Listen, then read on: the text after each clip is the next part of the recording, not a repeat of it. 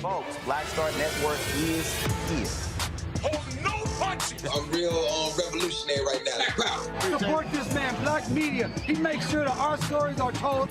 Thank you for being the voice of Black America, Roland. Stay black. I love y'all. All momentum we have now, we have to keep this going. The video looks phenomenal. See, this difference between Black Star Network and Black-owned media and something like CNN. You can't be Black-owned media and be scared. It's time to be smart. Bring your eyeballs home. You dig?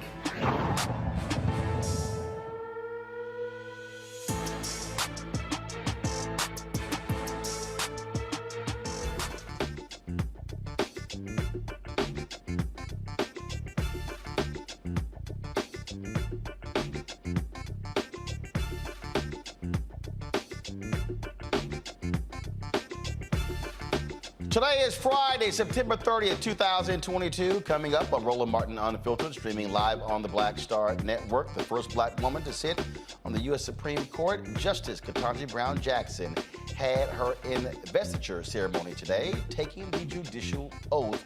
The new Supreme Court term begins on Monday. Hurricane Ian is barreling through South Carolina. It is likely the largest natural disaster in Florida's history. Bethune-Cookman College has been devastated by the storms. We'll show you some of the photos that are being circulated on social media. We'll also talk to the Department of Homeland Security's Center for Faith-Based and Neighborhood Partnerships Director about what the government is doing to assist the millions affected by the storm. A black man walking dogs in a park is suing the U.S. Park Service for a wrongful arrest. In North Carolina, a sheriff resigns after audio of him describing black employees as bastards. And a Michigan Republican running for state representative asked a black family why they're wearing face masks during a pandemic while Democrats are pushing the killing of black babies by supporting abortion rights. Yeah, we'll show you how he describes the encounter. I'll talk to the sister running for the 26th Congressional District in Florida. That's one of the districts Republicans have restructured. Also, in today's Education Matters segment, an HBCU wants to be the pilot pipeline for U.S. airlines. And the Congressional Black Caucus AOC, the 51st annual, is in full force. We were there today, and you'll hear some of the session where we were at the midterm election session with Congresswoman Terry Sewell, and we also were there with Congressman Andre Carson when we talked to Transportation Secretary Pete Buttigieg. We'll have some of that as well. It's time to bring the funk on Roland Martin Unfiltered on the Black Star Network. Let's go. He's got it. Whatever the miss, he's on it. Whatever it is, he's got the scoop, the fact, the find. And when it breaks, he's right on time and it's rolling. Best believe he's knowing. Putting it down from sports to news to politics. With entertainment just for kicks, he's rolling. It's on go, roll, roll, y'all. It's Roland Martin, yeah. Rolling with Roland now. He's funk, he's fresh, he's real, the best, you know he's Roland Martin now.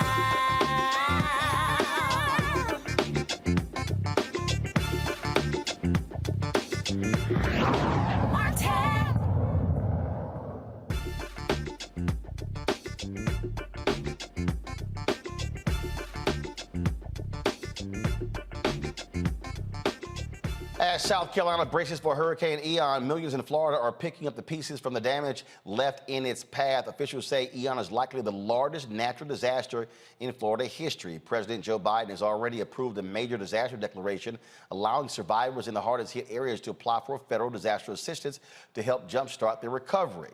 Folks, it is widespread damage. We've seen photos of yachts looking like toothpicks that have been emptied out of a bottle, damage all over the place. We also have seen through social media, and we'll show you in a second, some of the damage were hard hit by HBCU, Bethune-Cookman. Folks, again, significant damage as a result of this hurricane. Joining us now is Marcus Coleman, the director of the Department of Homeland Security's Center for Faith-Based and Neighborhood Partnerships. Marcus, glad to have you here. Again, this is one of those moments where you know, look, Republicans can talk about small government. People can say, hey, we don't want the federal government's help. But guess what? When a natural disaster strikes, that's when you want the federal government's help. What has already been being shifted to Florida to help those impacted? Well, thank you for having me tonight, Roland. And yes, you're right. It takes all of government to work together. And FEMA has actually been in Florida pre-landfall. So we had staff and commodities pre-positioned. The president declared an emergency declaration long before the storm made landfall, and we have people on the ground today, including FEMA Administrator Deanne Criswell, who is assessing damage directly on the ground. Here in our National Response Coordination Center, we're coordinating with organizations like the NAACP, the National Urban League. We actually had a group called the Institute for Disasters for Inclusion and Equity and Emergency Management to ensure that we are keeping people first as we move into this next phase of unfortunately, a really long road to recovery. As I said, you know, when these things happen, I don't care who you are affected. This is a video here from someone on Twitter showing the damage at HBCU Bethune-Cookman, and you see there, you know, structural damage there, a lot of damage there. Bethune-Cookman is a private school, so they're not a public institution. So when it comes to being able to for assistance, just give me an idea of what can a Bethune-Cookman seek from the federal government when it comes to rebuilding. So we're going to be working alongside our White House HBCU initiative to ensure that Bethune-Cookman and any other institution of higher education knows what resources are available federally. We've done similar outreach for Jackson State University for the recent Jackson water crisis, was in contact with a group called the HBCU Emergency Management Workforce Consortium, all focused on how we support the students, the faculty, and of course the facilities and that historic presence there. And so one of the efforts that we have at FEMA is to come alongside institutions like Bethune-Cookman and ensure, again, their students, those faculty, those staff, those people that keep the university running get the assistance they need, while we also work to make sure that we maintain those institutions moving forward through some of our government programs. Obviously, there are people who are displaced. We've seen videos of people swimming in their homes where they had several feet of water in their homes. And so when it comes to short-term living assistance, what options are there and what must folks be seeking out? So we know a number of folks are going to local shelters that are opened by the Red Cross. Also, we know many churches and faith-based organizations are also opening temporary shelters. People are moving to live with friends and family for a temporary time. There's three things that I want to encourage any survivor, any family member that knows someone that's impacted to do. The first, continue to stay connected to the local government officials and their guidance. The second, you can register for disaster assistance now. 1-800-621-3362 is the phone number to get you started on that process of your road to recovery. Look, we know we're going to be here for a long time. I was able to actually spend some time with several faith-based and community-based organizations in Florida earlier this year. And at that meeting, we were talking about some of the disbursements that they were giving financially from Hurricane Irma. So we know, again, folks are going to be recovering for long periods of time, and we want to make sure that we're doing everything we can to keep the people first in the federal, from a federal government perspective, as we continue to move through this next phase of recovery. We're talking about how significant the damage is in Florida. This is video right here of the storm surge in Charleston, South Carolina, and how they're impacted, right? We are here in Washington, D.C. The weather forecast shows massive amounts of rain that will hit Washington, D.C. and New York City between now and Wednesday. So even though Florida has taken the brunt of this, as somebody who's lived through numerous hurricanes, being born and raised in Houston, the aftermath of the hurricane can still cause considerable damage when it comes to rain, when it comes to flooding, when it comes to high winds, ripping roofs off. And so people's lives can still be in danger, even though the hurricane may actually diminish something. You're absolutely right, and it's one of the reasons why at FEMA we are trying to work through the broader coalition of partners that we have. Again, I mentioned some, the NAACP, National Urban League. I was on a call last night with several bishops of the African Methodist Episcopal Church, was on a call this morning with the bishop from the Full Gospel Baptist Church. We recognize that across faith and community leaders in that coalition, we do need to make sure that people are prepared. To your point, right, we're coming up on the anniversary of Hurricane Sandy, and so it's one of the reasons why, in addition to making sure that we're focused on equity in response and recovery, we want to continue to be culturally competent and how we talk about preparedness as well for communities. And so we are providing that guidance. People can access that information on how to prepare at ready.gov. But again, if you have anybody that's on the line that's listening and can hear my voice, that's looking to get jump-started on their road to recovery, 1-800-621-3362. That's the number to call to start the process to get some of the federal resources that you need for your household and your family. All right, Marcus Coleman with the Department of Homeland Security. We certainly appreciate it. Thanks a lot. Thank you very much, Roland. All right, folks. I'm going to go to a quick break. We come back. I'm going to bring in my panel. We're going to talk about the politics of these natural disasters. Whole bunch of Republicans in Florida, like Ron DeSantis, voted against relief for Hurricane Sandy. More than welcoming that money coming to Florida. See how these things roll? Folks, we'll talk about that. Be sure to download the Black Star Network app, Apple phone, Apple TV, Android TV, Roku, Amazon Fire TV, Xbox One, Samsung Smart TV. And, of course, you can please support us in what we do by joining our Bring the Funk fan club. Every dollar you give goes to support this show. P.O. Box 57196, Washington, D.C., 20037-0196. That's for your checks and money orders. Cash App is $RM Unfiltered. PayPal is R Martin Unfiltered. Venmo is RM Unfiltered. Zelle is Roland at RolandSMartin.com. Roland at RolandMartinUnfiltered.com. And don't forget to get your copy of my new book, White Fear, How the Browning of America is Making White Folks Lose Their Minds. It is one of the best sellers on Amazon. You can get the book from the publisher, Ben Bella Books, Amazon, Barnes & Noble, IndieBound, Bookshop, Chapters, Books A Million, Target. Also, you can order through your favorite black bookstore. And, of course, you can also download the Audible version of the book as well. I'll be right back.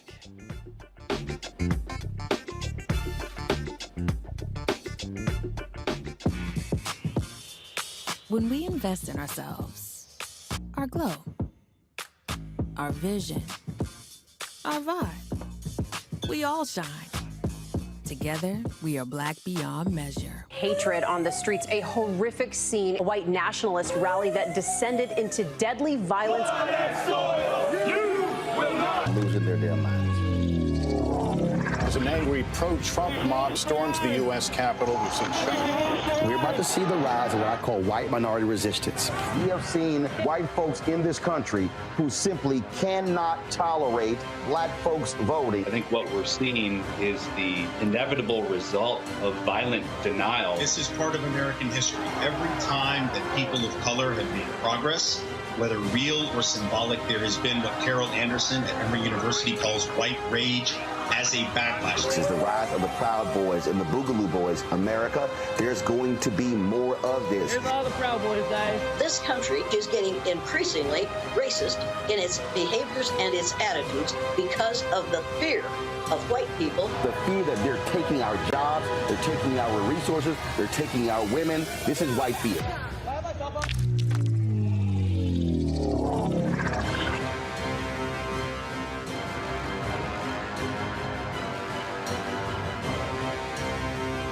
When we invest in ourselves, we all shine. Together, we are black beyond measure. Hi, I'm Israel Houghton with Israel A New Breed. Hi, I'm Carl Payne. Hey, everybody, this is Sherry Shepherd. You're watching Roland Martin Unfiltered, and while he's doing Unfiltered, I'm practicing the wobble. Yes, I am. Because Roland Martin's the one, he will do it backwards, he will do it on the side. He messes everybody up when he gets into the wobble, because he doesn't know how to do it, so he does it backwards. And it just messes me up every single time. So I'm working on it. I got it. You got Roland Martin.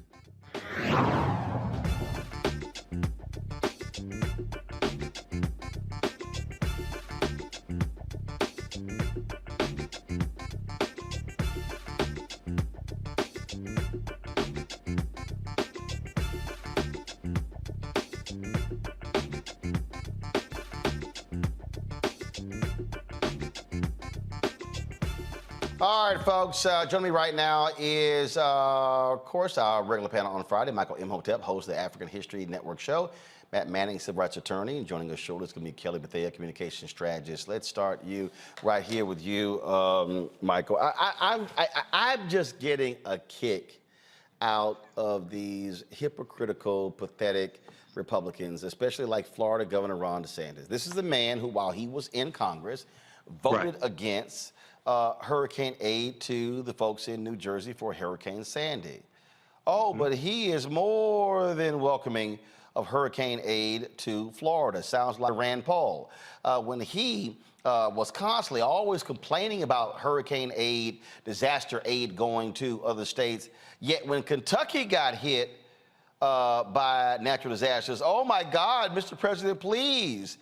They love to sit here and say, Democrats, you're spending money recklessly. Oh, but when their states get hit, then all of a sudden it's a problem. See, this shows, I keep telling people why folk are stuck on stupid, that it may not affect you today, but it may affect you tomorrow.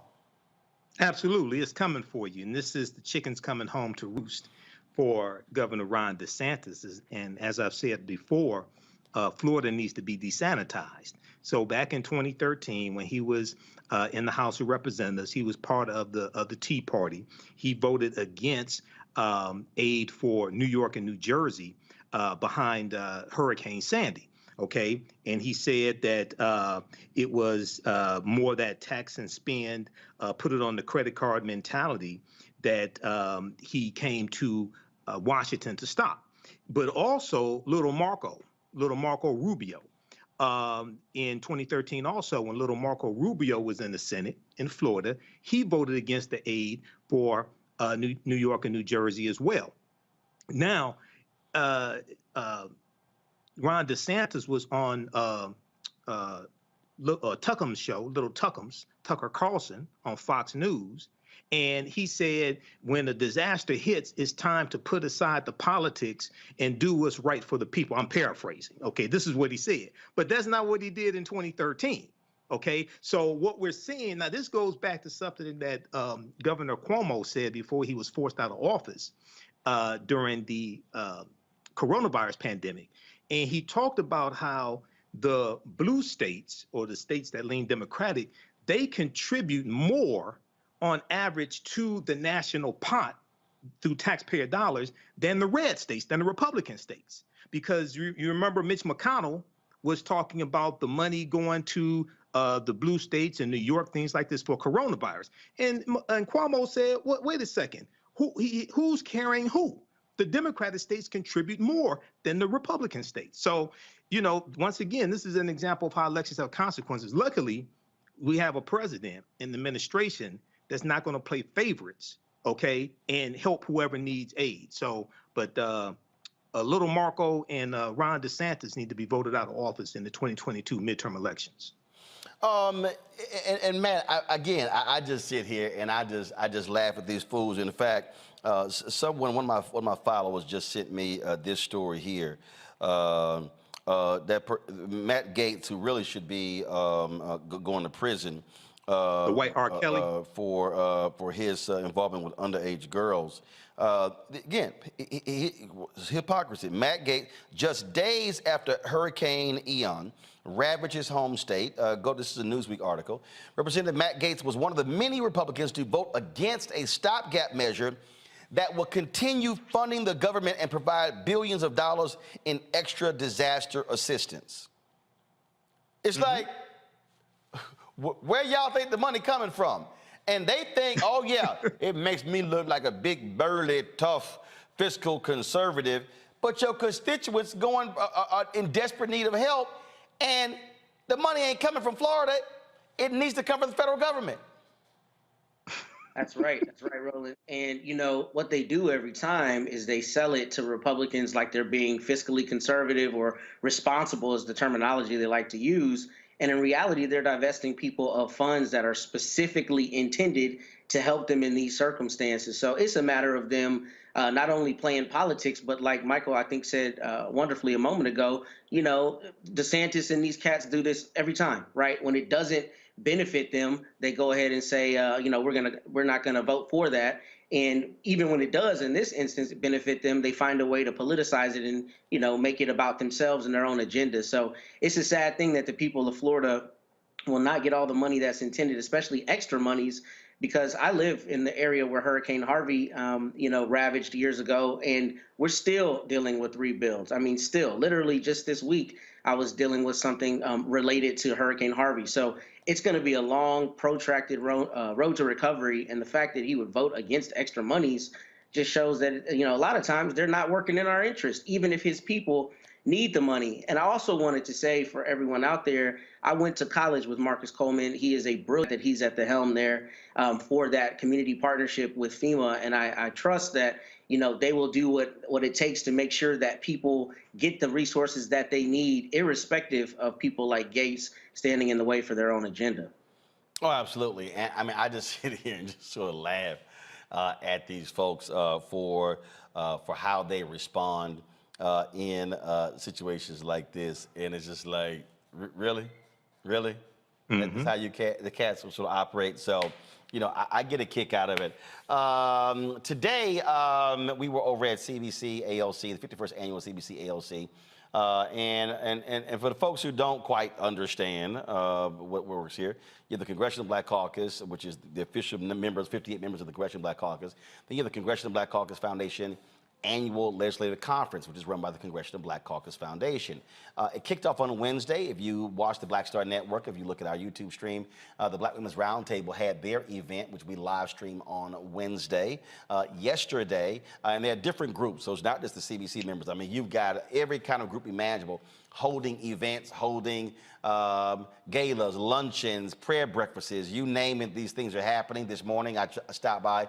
Senator Raphael Warnock was speaking at a prayer breakfast for ministers organized by the 100 Black Men. It was a busy day today for me.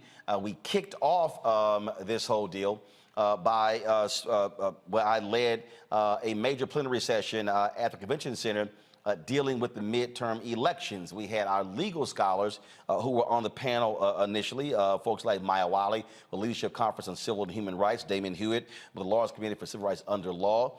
So with a number of people who we had, and then of course, we had our activists, Derek Johnson, NAACP CEO, Latasha Brown, of course, Black Voters Matter, League of Women Voters as well. And so a really busy day, some great content that was taking place. So first, what I want to do is, if we can, I want to start with our conversation that took place with dealing with the midterm elections. And so, look, we're about 40 days away from the midterm elections, and you're already seeing so much attention and energy being focused on the midterm elections, being focused on what is necessary for us to do in this election. And so what I want to do is I want to show you again, what some members had to say, talking about what matters in this election and how it's important for us to use our vote. And one of those folks is Congresswoman Terry Sewell. She, of course, led this session. And one of the things she talked about was that how in Alabama, they should be having a second black district. The courts agreed, even these Trump appointees agreed, but Brett Kavanaugh stepped in and was like, no, the Supreme Court should hear it. This is one of the cases they're going to be hearing in this term, dealing with minority representation in Congress. And so she implored the audience to really focus on this very issue. Here's what she had to say. Also specifically, the sister who asked that question, how are you targeting younger voters who are in Alabama who want to make change? What is happening there? Well, first of all, you know, these organizations are our voices on the ground and help to organize us on the ground. And I think that until we can tell young folks, show young folks why the vote matters, why it matters, and the messenger matters who. And it needs to be their fellow, you know, Gen Z, or, you know, you really have to meet people where they are. And you got to be where they live and have a trusted messenger. Mm-hmm. And so change rarely comes to the halls of Congress. Rarely comes to the halls of Congress. And when change does, it doesn't permeate at the very top. It bubbles up from on the ground. So grassroots activism matters. And you don't have to necessarily be a part of an organization to actually organize. My mom, who passed away last year, used to always say, bloom where you're planted. You don't have to be a member of Congress to make a difference. You can bloom where you're planted and make a difference within the organizations and within the communities that you live and work. Okay? So we have got to know that your vote matters, representation matters. Oh, let me start there. Representation matters. It was only when you got more African Americans seat at the table, a decision-making table, that we started seeing actively money being targeted to our communities. Okay? It was only when you got 6 senators who were women did we actually have a hearing in the Senate Armed Services on sexual harassment in the military.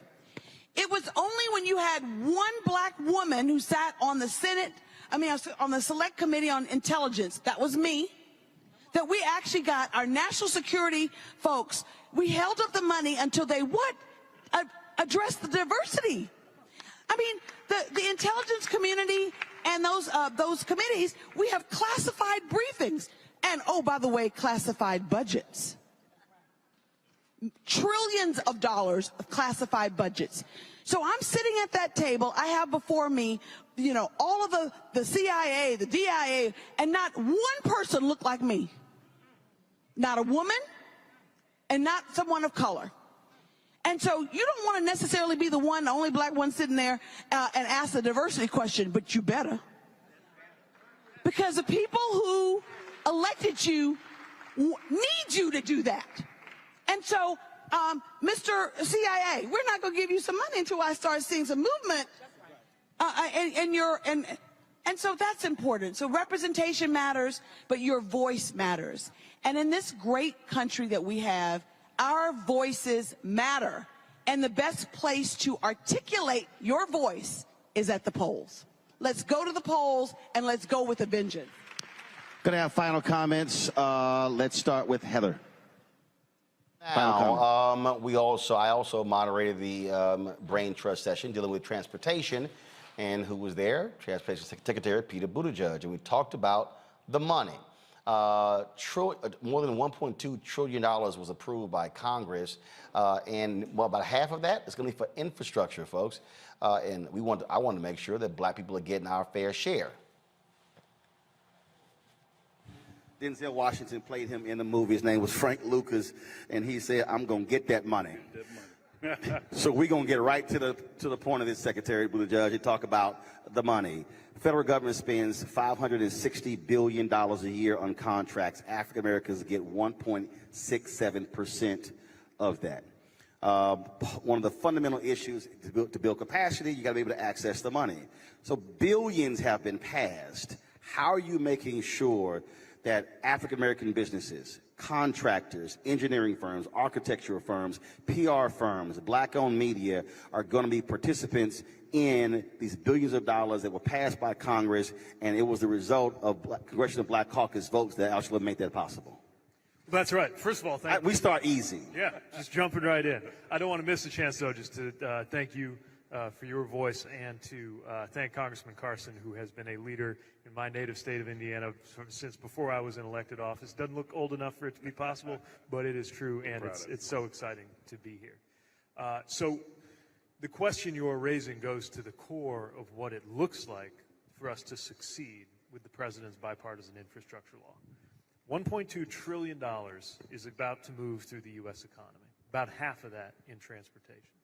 And we have an affirmative obligation, a moral as well as economic obligation, to make sure that at the end of those 5 years, there are more black-owned businesses, more black millionaires, more black building and construction trades workers than there were 5 years sooner. We know, and Compto in particular has a lot of expertise in this, we know that transportation spending and investment, when it's done right, can help build up ladders to opportunity. We know that from historical examples, like Atlanta. One of the reasons why there is a famous black middle class in Atlanta that is so strong is that a generation earlier, when the airport was being built, Mayor Maynard Jackson made sure that there was access and opportunities to get in on the construction contracts that came with that. And actually, he said there will be tumbleweeds that will roll down these runways before I allow this to be rebuilt if black folks don't get it, because when he became mayor, African Americans were getting 0.0012% of all city contracts. And when we went to Atlanta, we met with family construction businesses who are now in their second generation that existed because of that leadership. So we understand the opportunity and the obligation. What does that actually look like? First of all, we've got to understand the barriers to black-owned business participation that have existed and that exist today. That's the whole idea of DBE programs. We also know that there are some barriers to entry, or let's say gaps in user friendliness in the program as we know it, which is why our team has been rewriting the rules around the DBE program, and that is actually out for comment right now. So business owners and leaders who are here in the audience, who are watching this online, if you have not already, should make your comments known right now before we finalize that rule. But we know right now what some of those barriers are. First of all, access to capital. It's why we're partnering with SBA on things like bonding that we know can be an issue. The personal net worth caps, which we're going to change, or we're proposing to change, I should say, in the rule. Because we've spoken to a lot of business owners who say, hey, I'm just about to get what everybody's telling me I'm supposed to have done. We're finally growing enough, and now we're too big to be small, and we're too small to be big. We can do something about that. Things like whether retirement counts against that personal net worth. Access to information. So one of the things that we are doing through, in particular, through our OSDBU, and you're going to meet our OSDBU leader, Shelby Scales, who will be speaking in a moment, is have sessions and make information available touching every one of the 50 states, DC and Puerto Rico, about what the opportunities are actually like, because otherwise you have to already be on the inside in order to have a shot at that. Two more things I'll mention. I don't want this to be long-winded, but this is a major priority for us. One, there are the contracts we actually literally do ourselves, right? Federal contracts procured by our department. We have raised, for example, our SDB goal to 20%, over 20%, and we are beating that goal as of this quarter. But then, for every dollar we spend, there's something like $10 that actually is spent by the people that we are funding, the state, the city, the transit agency. So we have to make sure that they are doing the same thing, that they have ambitious goals. And that's a conversation that we're having with our state partners that is partly a matter of having the information out there, partly a matter of making sure that the basics of the law are met, but recognizing that the law represents the floor. We have to go way over and above that, because shame on us if we get 5 years out and there's the same level of black business participation as there is today. All right, folks, and we also, the final session that I participated in was one dealing with the state of the Supreme Court, and that was, of course, a session organized by Congressman Hank Johnson, Representative Mondaire Jones, and it was moderated by Simone Sanders. I was on that panel along with Ellie Mistel of The Nation, and here's some of that. Correspondent, I want to start with you by just, because I think we need a baseline for this conversation. What is going on with this court? And what is if you had to pick one thing you are most concerned about this session, what would it be? Oh, I can't pick one. Well, you got to pick one now. You got to pick one. All right. Well, I'll start with democracy. That seems like a good place to start.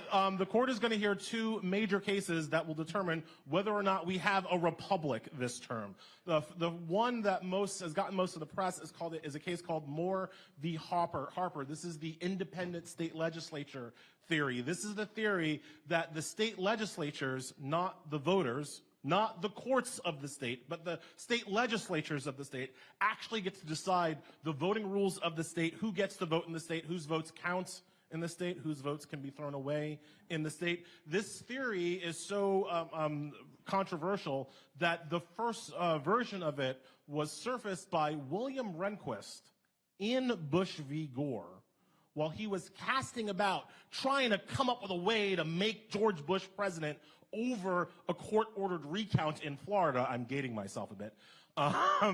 But over that recount, William Rehnquist surfaced this independent state legislature theory. It was widely debunked at the time, except for one other justice, Clarence Thomas, who was a fan of this theory. And so that is going to be coming up this term, whether or not the legislatures themselves can throw out votes that essentially they don't like. The other big case is going to happen on Tuesday. This is called Merrill. I forget, it's Midges v. Merrill, or I'm forgetting the first part of the name. Doesn't matter. This is about the Alabama gerrymandered map. Alabama put forward a map that was only had one majority minority, two majority minority districts. It was so racially divisive that even the conservative Alabama state court was like, that's too racist for us. And this is a court in Alabama. It goes up to the 11th Circuit Court of Appeals, a Trump court, And the 11th Circuit, 2 judges picked by Trump who were just like, yeah, no, dude, that's really racist. You can't do that. And Brett Kavanaugh says, wait, nope, not too racist for me.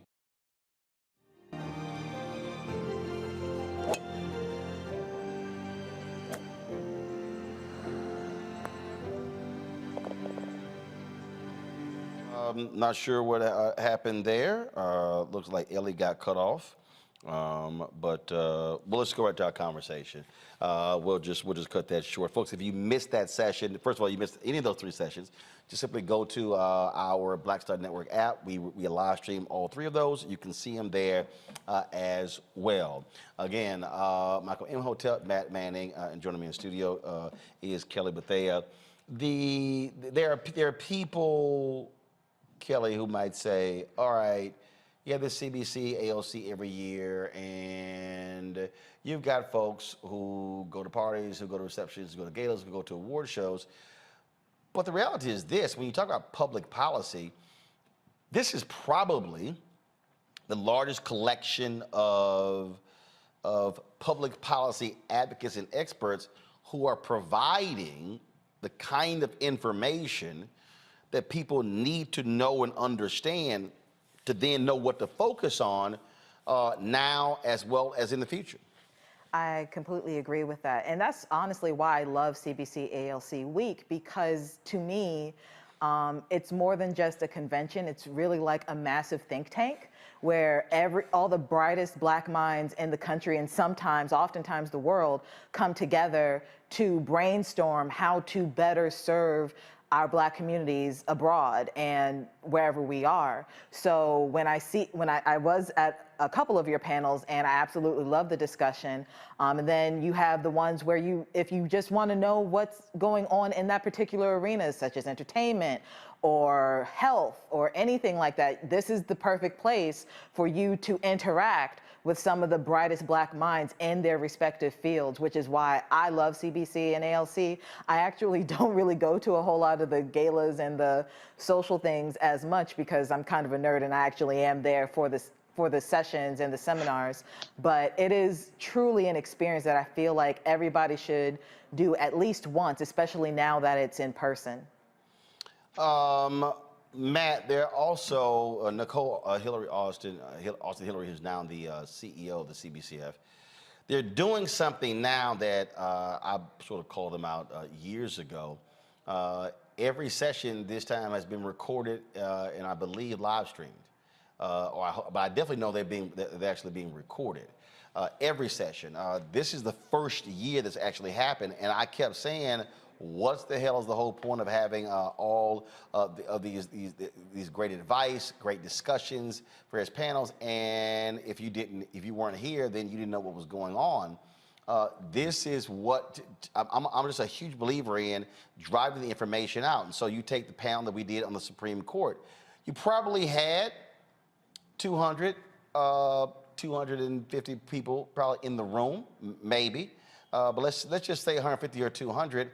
But because we were live streaming it, more than 1,000 were watching at that time across the country. More will watch when we restream it, also over the next 2 weeks as well.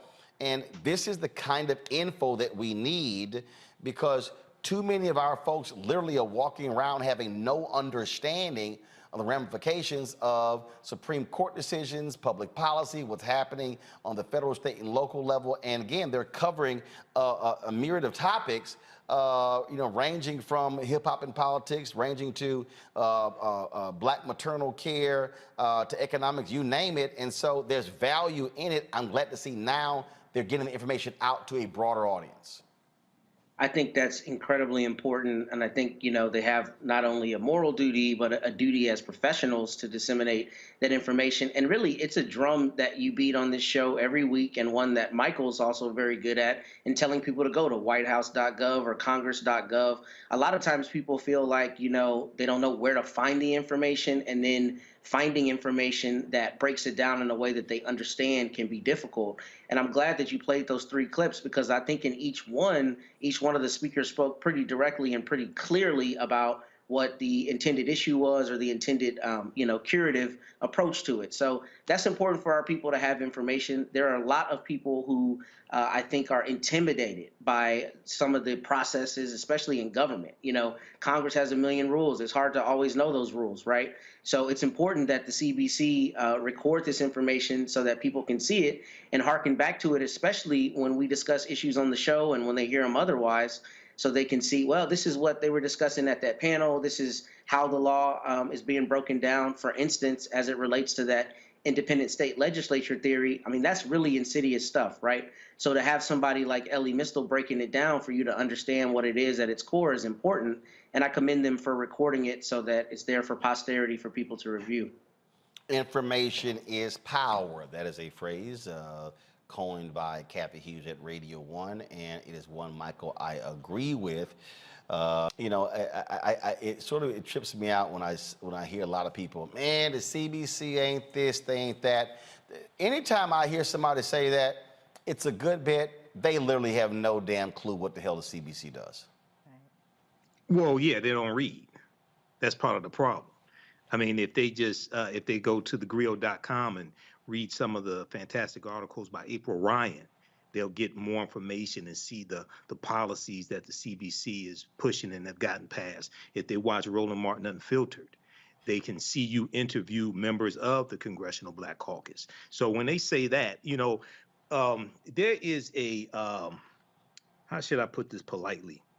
There is a black echo chamber of, for lack of a better word, stupidity. And that, I'm not talking about people who don't know. I'm talking about people who prey on people who don't know. You have to understand the difference. See, there's this whole disinformation campaign targeting African Americans, and they use social media. And you have social media black pimps who put out misinformation to prey on people who mean well but don't know. If they knew better, they would do better.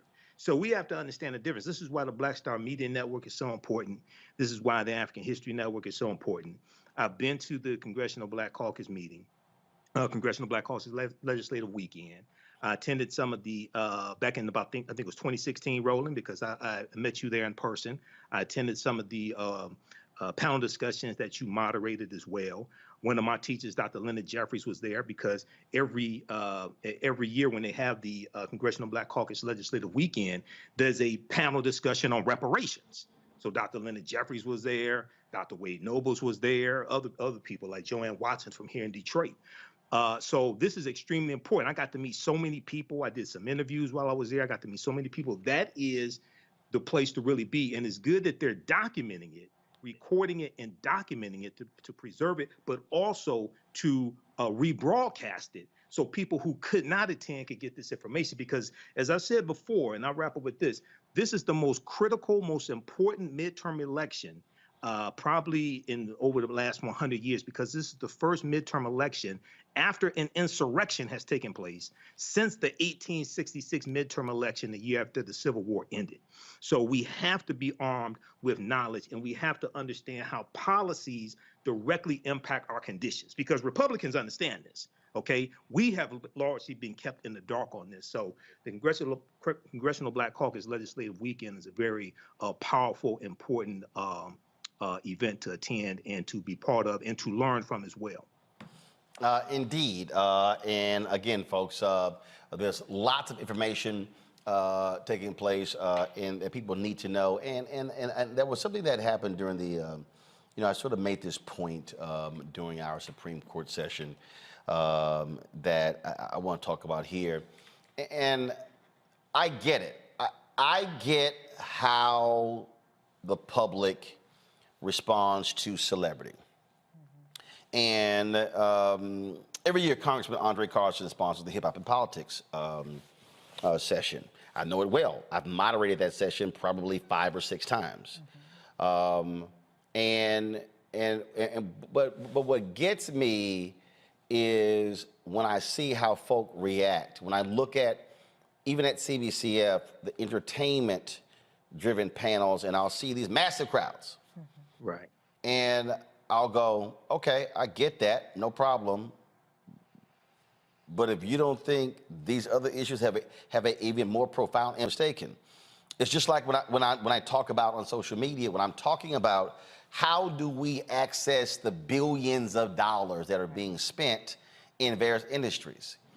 And I see folk rarely want to comment on that, but Lord, don't put something up about Nick Cannon having babies. And it is amazing to me how many people, Kelly, will be so locked and loaded on stuff that ain't got nothing to do with them. I mean, nothing to do. You ain't got nothing in the game over the baby mamas of Nick Cannon. Nothing. But when we're talking about the future of the Supreme Court, that literally impacts every facet of somebody's life, whether they want to admit it or not. Again, that makes complete sense, but I also take into consideration the fact that when it comes to entertainment, and I'll use your example of Nick Cannon, people understand baby mama drama. People understand that chaos, that confusion, because it can be applicable to their own lives. Not saying that everybody has baby mama drama, but everybody does have some semblance of drama. The whole point of entertainment news is for it to serve more or less as a distraction from people's everyday drama, right? Whereas when it comes to the Supreme Court and other issues politically driven, that's a little bit harder to understand. And then what's worse, the people who are there to explain those issues to us can come off as condescending. And we are just coming into an age where information is not only accessible, but understandable to people. And it has to catch up to this entertainment news, right? And we also have to embrace the fact that we are able to understand it and make it applicable to our lives, because it is, like you said, the Supreme Court decisions have an immediate effect on us beyond just Roe v. Wade, beyond just gay marriage legislation. Everything that Supreme Court touches will have an impact on everyone's lives, and it typically affects Black people the most. So it's definitely something that we have to take into consideration. I applaud those who do explain things politically better than our predecessors, because now more people are able to come into the conversation. But you're right, entertainment is going to be entertainment. Nick Cannon's drama will always be entertaining to some, but we also need to step away from the distraction that is entertainment and focus on what's actually going to affect our lives so that we can better our lives.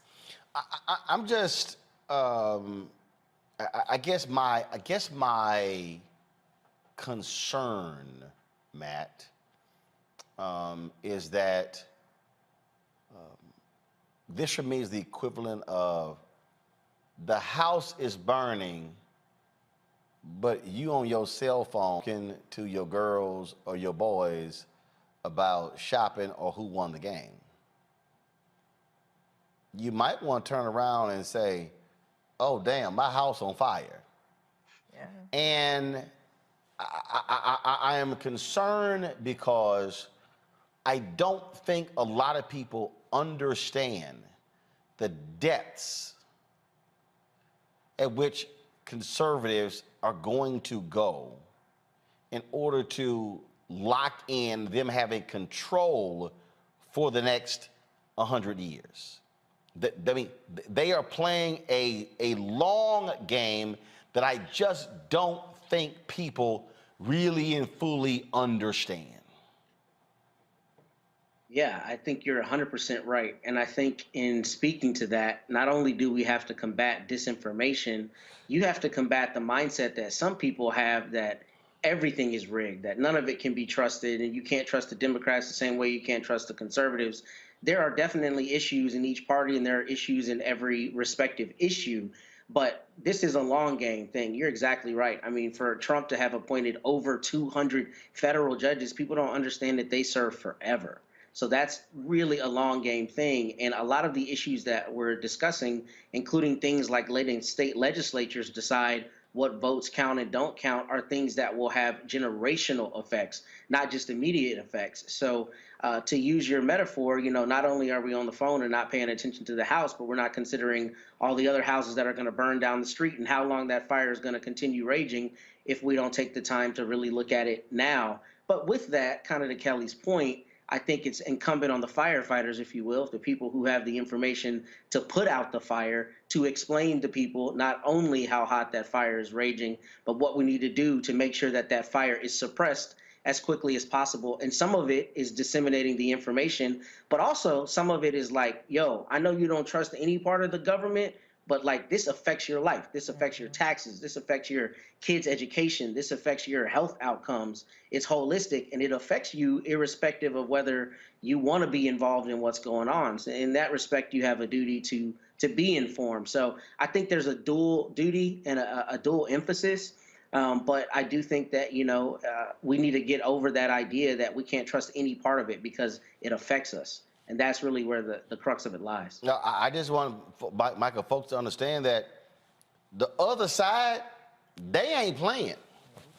No, they're not. They ain't playing. I'm talking about, you look at that Roe v. Wade decision, Clarence Thomas like, all right, we going after this next.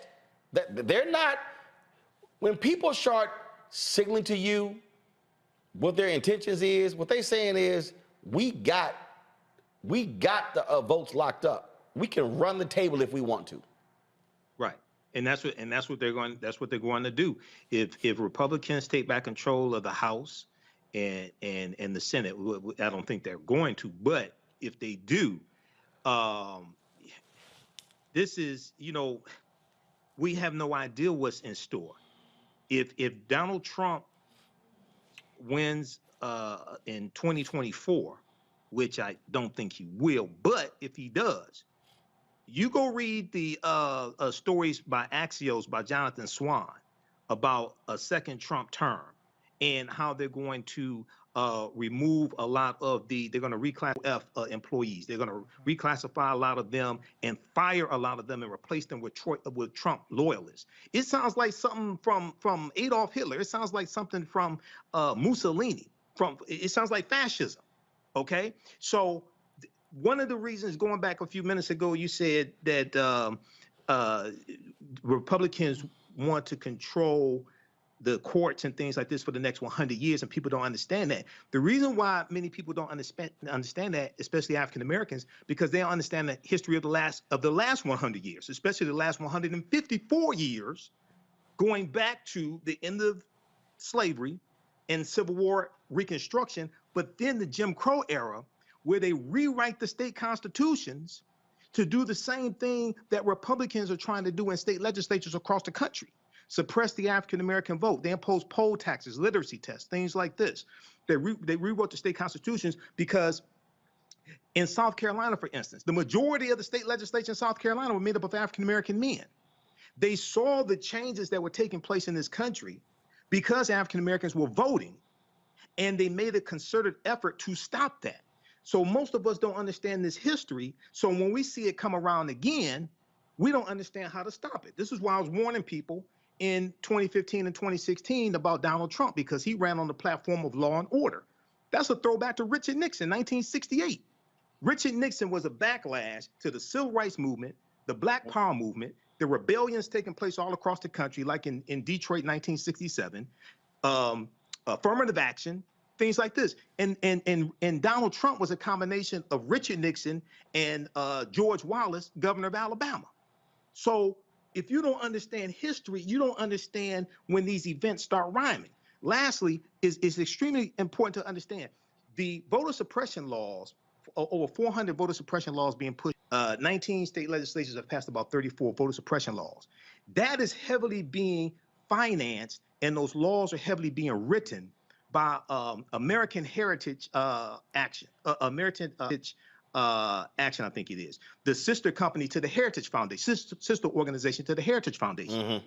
They are making these boilerplate policies that are being pushed, and they're financing this, and they're being pushed by Republican state legislatures. It's all orchestrated, Okay, it's not by accident. So we have to understand this and take action to fight against this and vote these people out of office. Yep. All right, folks, hold tight 1 second. I got to go to break. We come back more in Roland Martin Unfiltered, folks. Don't forget, download the app, the Black Star Network app, available on all platforms: Apple phone, Android phone, Apple TV, Android TV, Roku, Amazon Fire TV, Xbox One, Samsung Smart TV, and of course, you can also join our Bring the Funk fan club. Your dollars make it possible for us to do what we do. So see you check your money orders to P.O. Box 57196, Washington, D.C. 20037-0196. Cash App, $RM Unfiltered. PayPal's R Martin Unfiltered. Venmo is RM Unfiltered. Zelle, Roland at RolandSMartin.com. Roland at RolandMartinUnfiltered.com. And don't forget to get your copy of the book White Fear: How the Browning of America is Making White Folks Lose Their Minds Down. You can download it on Audible. You can also get a hard copy. Folks, Ben Bella Books, the publisher, Amazon, Barnes & Noble, IndieBound, Bookshop, Chapters, Books A Million, Target, or you can order it through your favorite black bookstore. We'll be right back.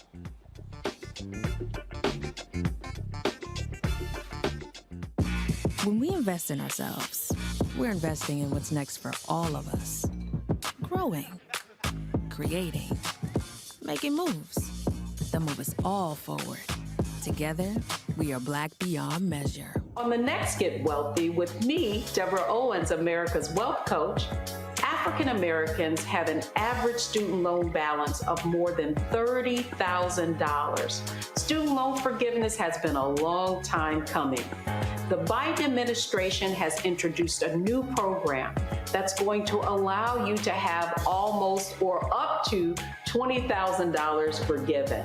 I think that the Biden administration, by implementing this plan, is admitting that there have been several serious faults within the higher education financing system, and that this plan is a step in the right direction. That's on the next Get Wealthy, only on Black Star Network.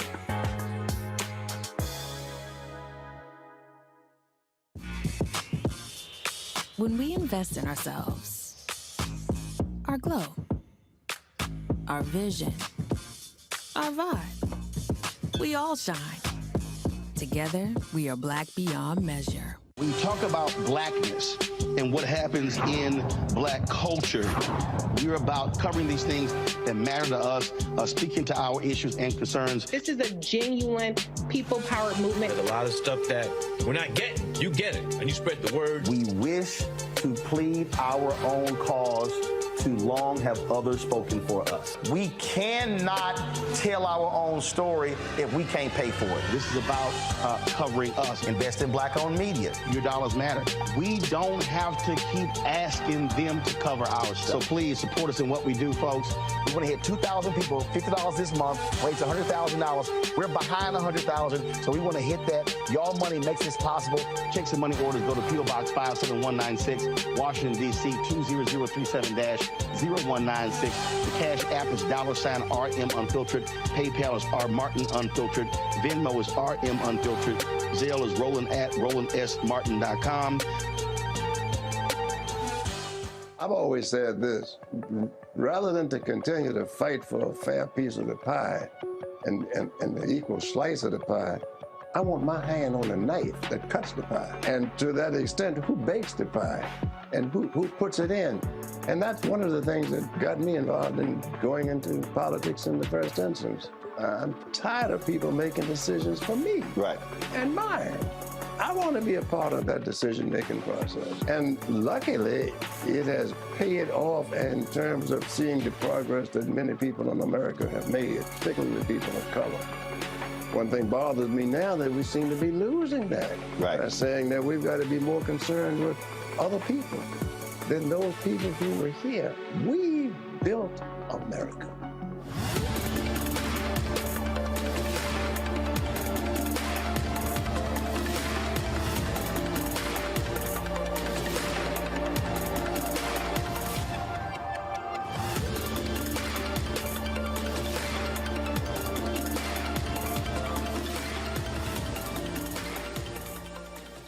Next on the Black Table with me, Craig Carr. Immigrants lured off Texas streets and shipped to places like Martha's Vineyard and Washington, D.C. Believe it or not, we've seen it all before. You people in the North, you're so sympathetic to black people. You take them 60 years ago, they called it the reverse freedom rides. Back then, Southern governors shipped black people north with the false promise of jobs and a better life. It's a part of a well-known playbook being brought back to life. So what's next? That's next on the Black Table, a conversation with Dr. Gerald Horne about this issue of the reverse freedom rides, right here on the Black Star Network.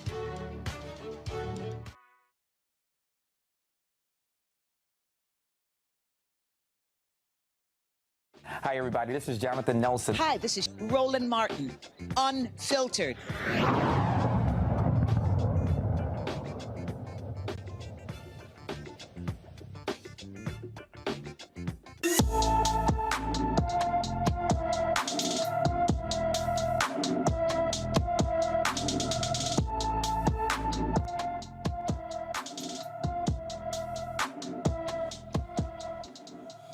All right, folks, Rashawn Davis took out the trash on September 24th and never returned to his Brooklyn, New York home. The 13-year-old is 5 feet 7 inches tall, weighs 148 pounds, with black hair and brown eyes.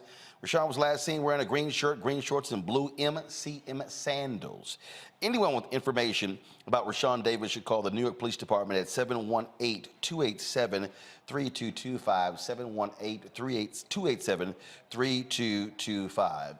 For the first time in 233-year history, a black woman is sitting on the Supreme Court. Today was the investiture ceremony for Ketanji Brown Jackson. She officially joined the Supreme Court this morning with the ceremony, with Chief Justice John G. Roberts administering the Judicial Oath. Both President Joe Biden and Vice President Kamala Harris attended this historic event.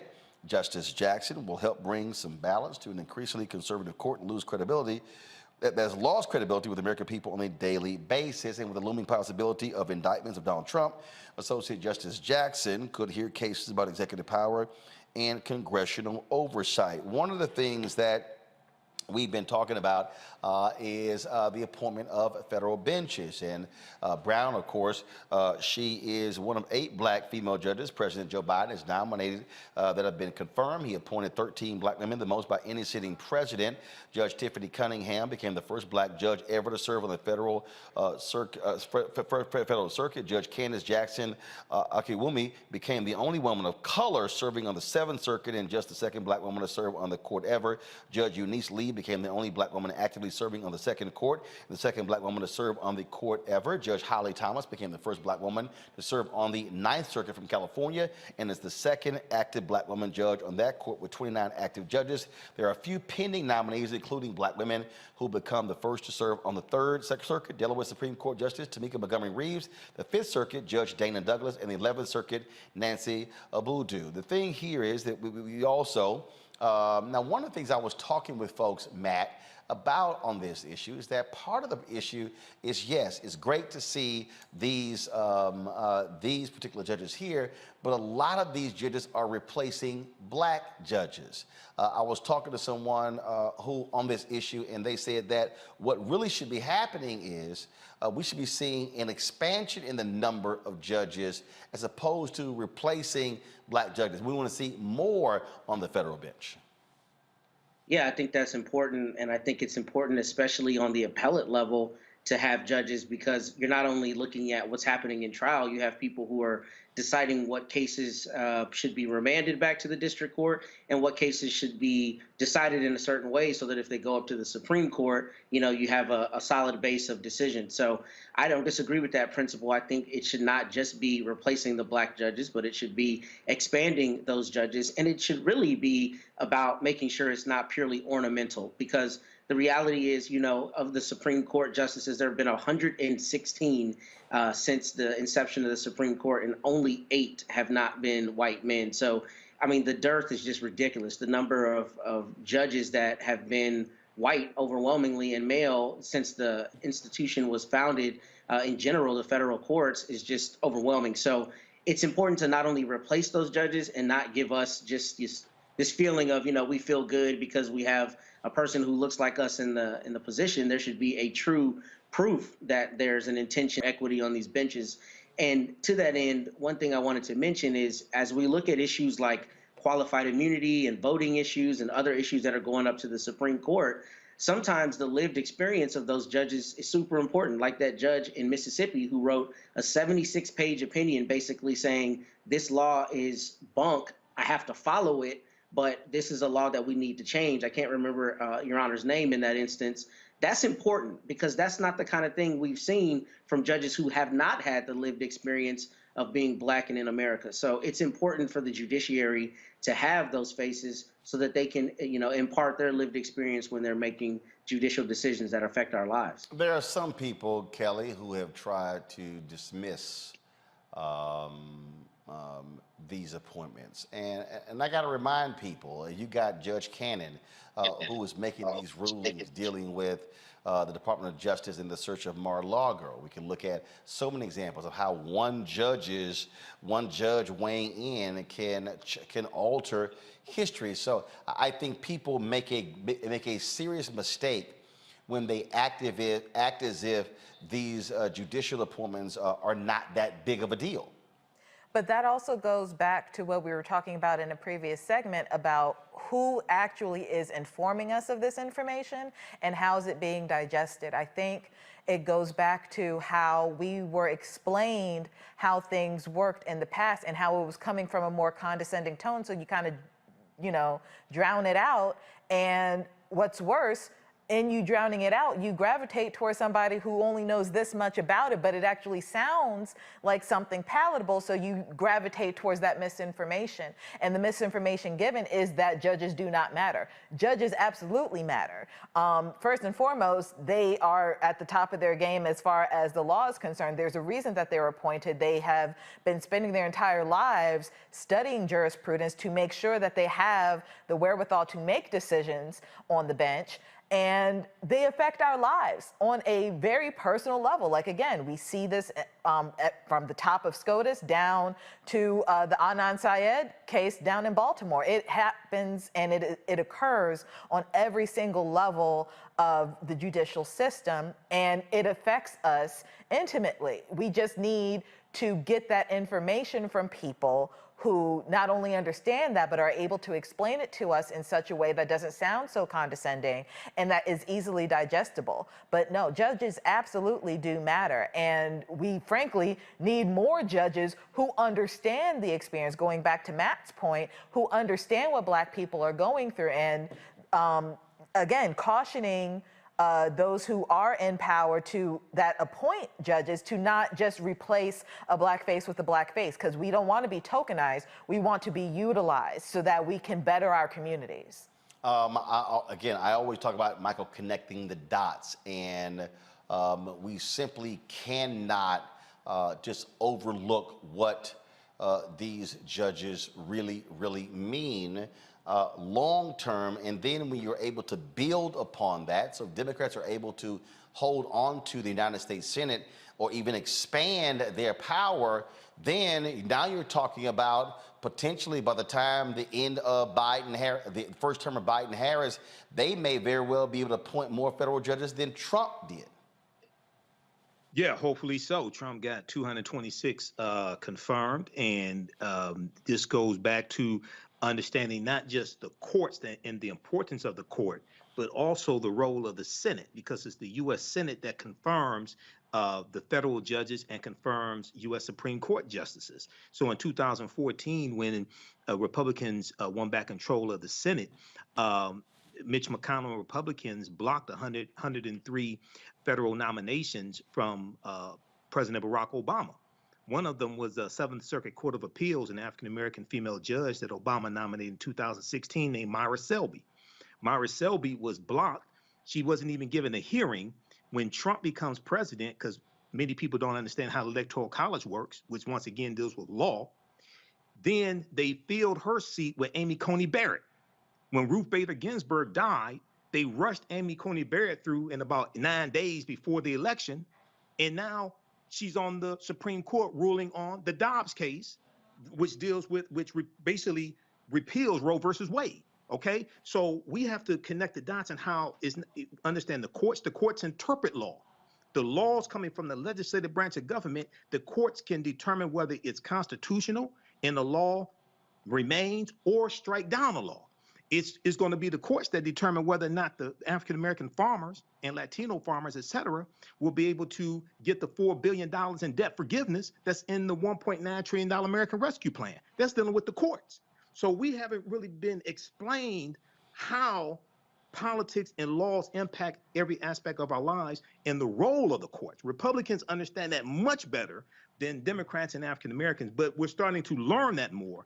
And it's extremely important that we understand that for the 2022 midterm elections and 2024. Absolutely. And again, it's trying to get people to understand how all of these things matter, and not just, again, the federal election as well. All right, let's talk about North Carolina, where North Carolina sheriff has resigned after audio of him calling black people black bastards gets released. Columbus County Sheriff Captain Jason Souls recorded Sheriff Jody Green during a phone call, a racist rant about black employees at the county sheriff's office. Yeah, this white sheriff showed his true white supremacist colors. Check this out.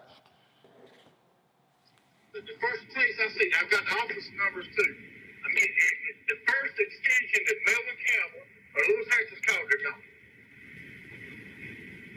First one I find. Period.com. I'm sick of it now. Sick of these black bastards.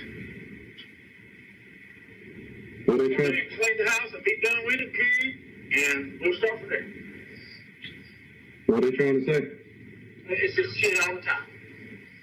But from 2 weeks ago, when I got this mail on leave up till now, when I see Melvin Campbell has called anybody, or anybody's called him, there it goes. Same to Lewis Hatcher. And it's just Sabrina, whoever. They're gone. And I'm telling you, this is fair as I can be.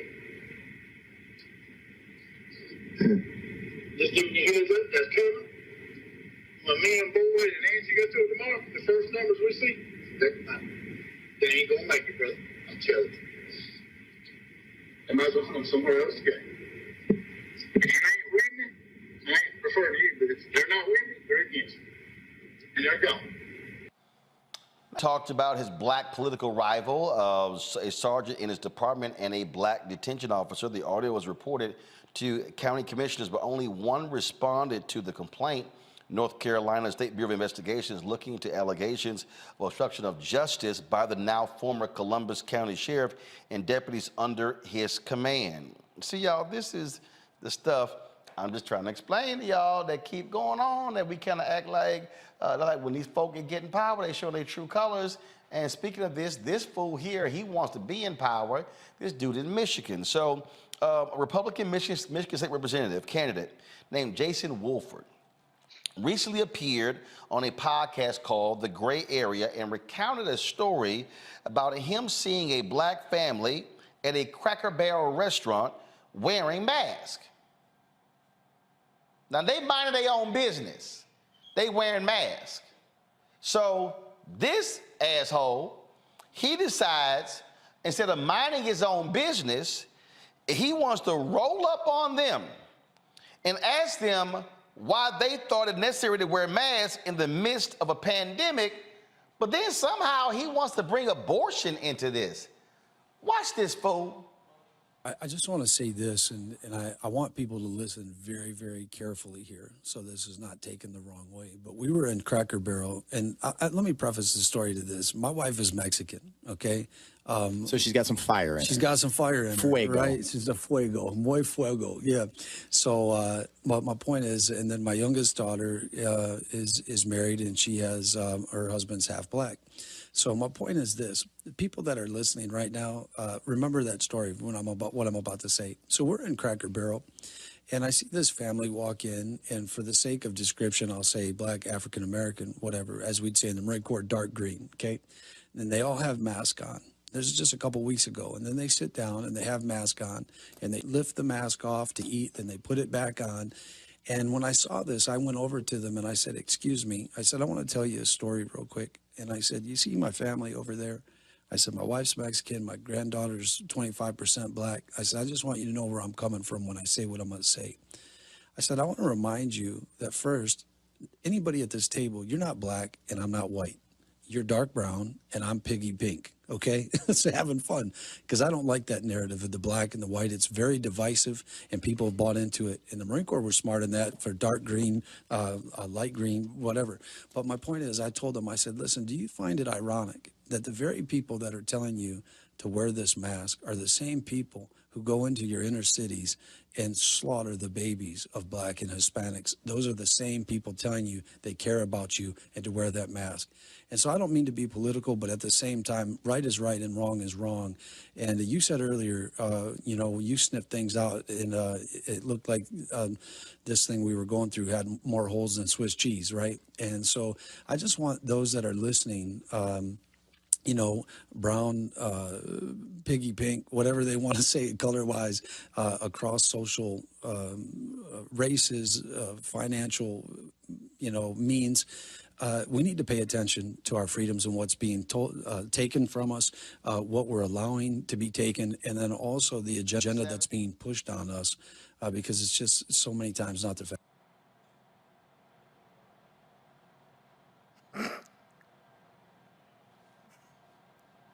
These are the type of dumbasses we're dealing with here in Michigan, Roland. I'm just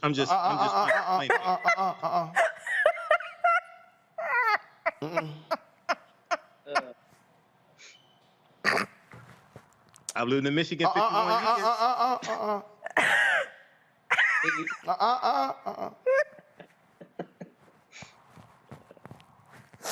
Okay. First, these black people came to Cracker Barrel to eat. Did nobody come to Cracker Barrel to see his punk ass roll up on them, asking about, first of all, somebody posted a tweet. It's one of the best tweets I've seen about masks. The guy said he was on the airplane, and so somebody said,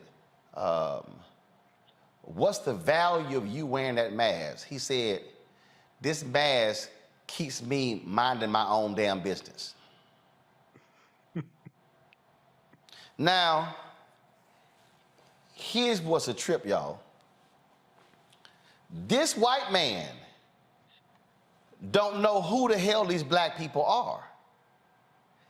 This white man don't know if they black Republicans, if they black Democrats, if they black independents. He don't know nothing about these black people.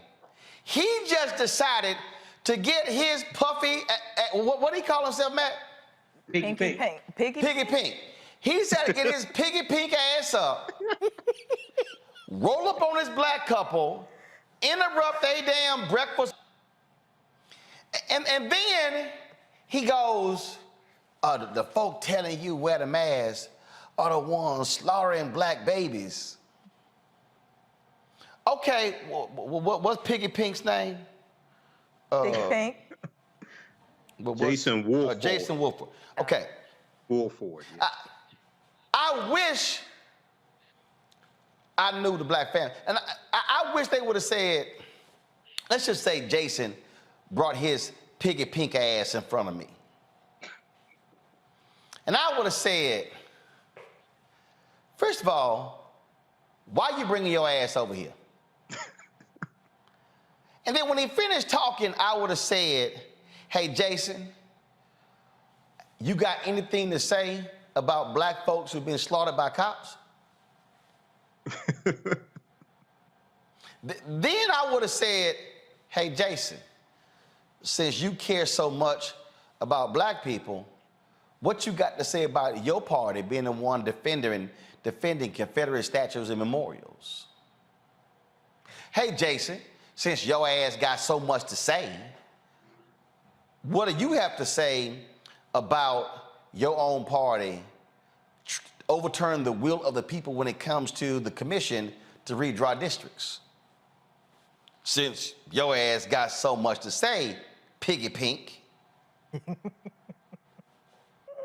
where do you stand on civil rights? See, these asinine, piggy pink white conservatives really get on my nerves when they want to roll up on black people and talk about, oh, the black babies being slaughtered in communities, as if white folks ain't out here having abortions.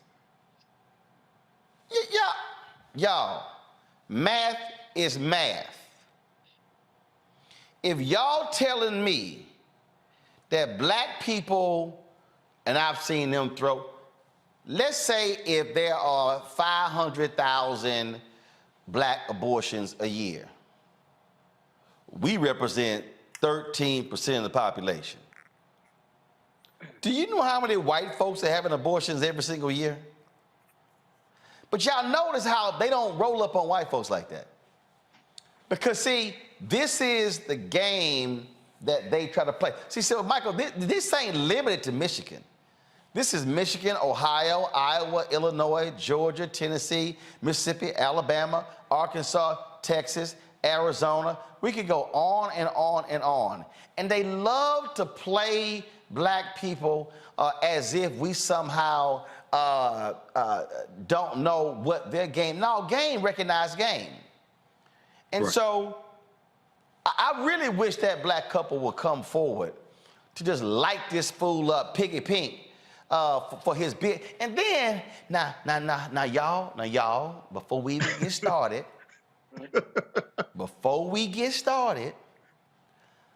my wife, Hispanic. Say, dog, that don't mean a damn thing. Lou Dobbs' punk ass wife, Latino, and hell, he was always ranting and raving and supporting Trump. Greg Abbott too. And then I love this one. Now hold up. Now my wife, Latino, and then talk about racist and stereotypical. Oh my goodness, that means your wife was a hot tamale. That means she's fire.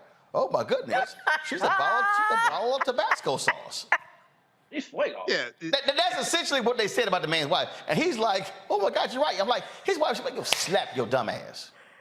Right. But then he goes, oh, and hold up, by the way, my daughter, she has a black husband. I really hope her black husband said, what the hell is your dumb ass telling that story? He said half black. And then he quantified it at 25% for somebody. He basically called his granddaughter a quadroon. Well, you know, they're black and African American or whatever. I don't really see, because in the what do you say? In the military, we call them green. Oh, so now we Martians? Seriously, these people. This is why I had a woman came up to me today, Kelly, at the Convention Center, and she's like, "Roll, I've been supporting you for the longest." It was the oldest, so you know, but she said, "But you cuss too much." See, this story right here, this story right here. Sister told me she gave money. Her son watched it. She said, I can't watch you as much, Roland. I said, first of all, we don't cuss every day. But this story right here is precisely why we got to cuss people out on this show, Kelly. Right here.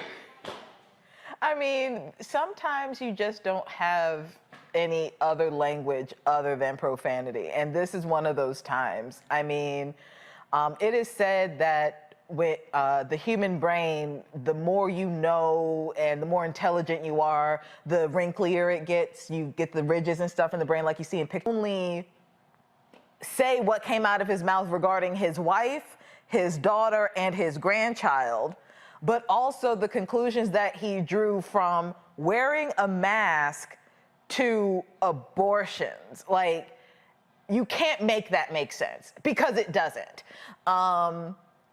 The levels of stupidity and ignorance in that clip is astounding. And sadly hilarious, which is why it's hard for me to breathe at the moment, because I'm holding in laughter. But Michael, these are folk who are running for public office. These are people who are going to be voting on legislation that impacts us. I'm trying to tell people how serious this is. This is the type of people, that we have in the state legislature here in Michigan, and these are the type of Republicans that you have in state legislatures, especially all throughout the South, okay? And, you know, I have a picture of El Hajj Malik Al-Shabazz behind me, Malcolm X. Malcolm X lived in Lansing and East Lansing.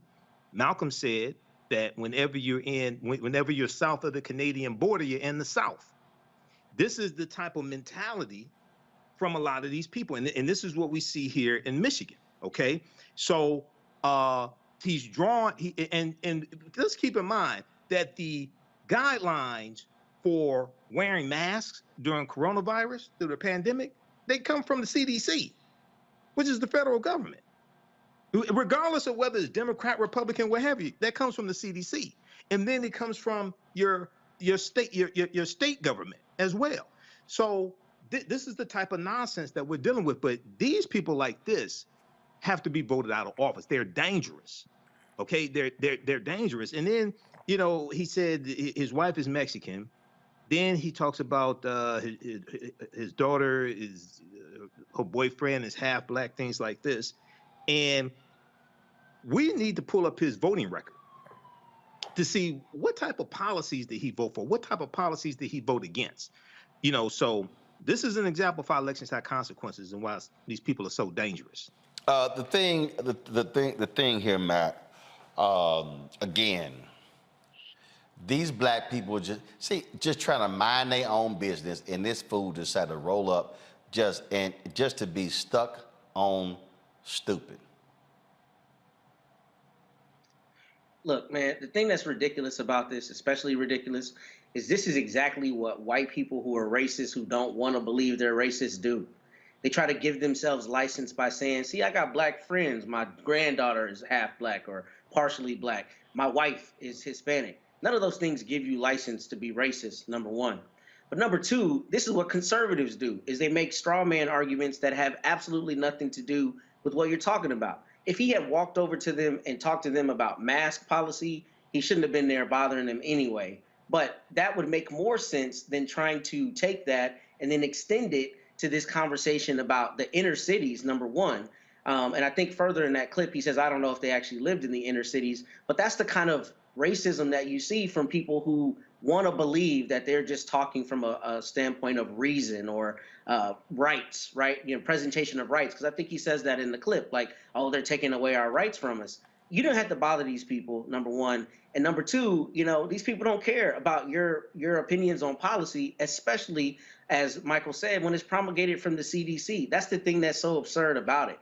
Conservatives like to vacillate and go back and forth between, you know, we're the government and you should trust us and listen to us, and you can't trust the government at all, depending on what's advantageous to their position. And that's what's absurd about this, is let these people eat, don't bother them, and go ahead and let them, you know, enjoy their lives, and don't bother them with your racism that you try to veil as being, you know, respectful. This is real simple. Why y'all wearing masks? Because I ain't got to smell Piggy Pink. I ain't got to smell BS coming from Piggy Pink. Yeah, that's why I'm wearing a mask. All right, y'all. Gotta go to a break. When we come back, we'll talk to a sister who's running against a Republican in Congress in Florida. Plus, we have our Education Matters segment as well. And so stick around for that. Don't forget, download the Black Star Network app, y'all. Available on all platforms. Apple phone, Android phone, Apple TV, Android TV, Roku, Amazon Fire TV, Xbox One, Samsung Smart TV. And of course, you can join our Bring the Fuck fan club. Your dollars make it possible for us to do what we do. Our goal is to get 2,000 fans this month, contributing a minimum of $50. Of course, over the course of a year, it's $4.19 a month, 13 cents a day, folks. So your dollars truly are important for us to do what we do. Send check and money orders to P.O. Box 57196, Washington, D.C. 20037-0196. Cash App, $RM Unfiltered. PayPal is R Martin Unfiltered. Venmo is RM Unfiltered. Zelle is rolling@RolandSMartin.com. Rolling@RolandMartinUnfiltered.com. Also, get a copy of the book, White Fear, How the Browning of America is Making White Folks Lose Their Minds. Available at Ben Bella Books, Amazon, Barnes & Noble, IndieBound, Bookshop, Chapters, Books A Million, Target, or your favorite black bookstore. You can also download it on Audible. And also, y'all, we should be at 1,000 likes on YouTube. What's going on? Okay, all y'all watching right now, click the like button. It's real easy. So when I get back from this break, I should not be seeing 609 likes. I should be seeing 1K likes. So hit the damn button. It's free. What the hell is wrong with y'all? Back in a moment. When we invest in ourselves, we're investing in what's next for all of us. Growing, creating, making moves that move us all forward. Together, we are Black beyond measure. I've always said this, rather than to continue to fight for a fair piece of the pie and the equal slice of the pie, I want my hand on the knife that cuts the pie. And to that extent, who bakes the pie and who puts it in? And that's one of the things that got me involved in going into politics in the first instance. I'm tired of people making decisions for me and mine. I want to be a part of that decision-making process. And luckily, it has paid off in terms of seeing the progress that many people in America have made, particularly people of color. One thing bothers me now that we seem to be losing that. By saying that we've got to be more concerned with other people than those people who were here. We built America.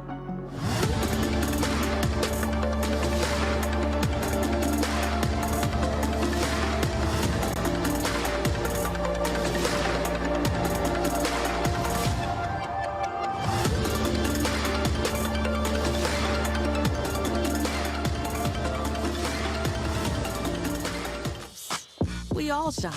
Together, we are Black beyond measure. Hatred on the streets, a horrific scene, a white nationalist rally that descended into deadly violence. White people are losing their damn minds. As an angry pro-Trump mob storms the U.S. Capitol, we've seen shooting. We're about to see the rise of what I call white minority resistance. We have seen white folks in this country who simply cannot tolerate black folks voting. I think what we're seeing is the inevitable result of violent denial. This is part of American history. Every time that people of color have made progress, whether real or symbolic, there has been what Carol Anderson at Emory University calls white rage as a backlash. This is the rise of the Proud Boys and the Boogaloo Boys. America, there's going to be more of this. Here's all the Proud Boys, guys. This country is getting increasingly racist in its behaviors and its attitudes because of the fear of white people. The fear that they're taking our jobs, they're taking our resources, they're taking our women. This is white fear.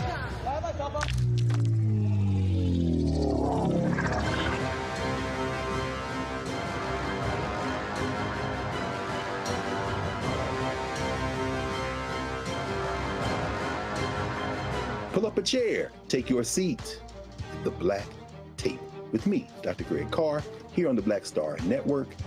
Every week, we'll take a deeper dive into the world we're living in. Join the conversation only on the Black Star Network. Hi, I'm Gavin Houston. Hi, I'm Carl Payne. Hey, what's up, y'all? It's your boy Jacob Lattimore, and you're now watching Roland Martin right now.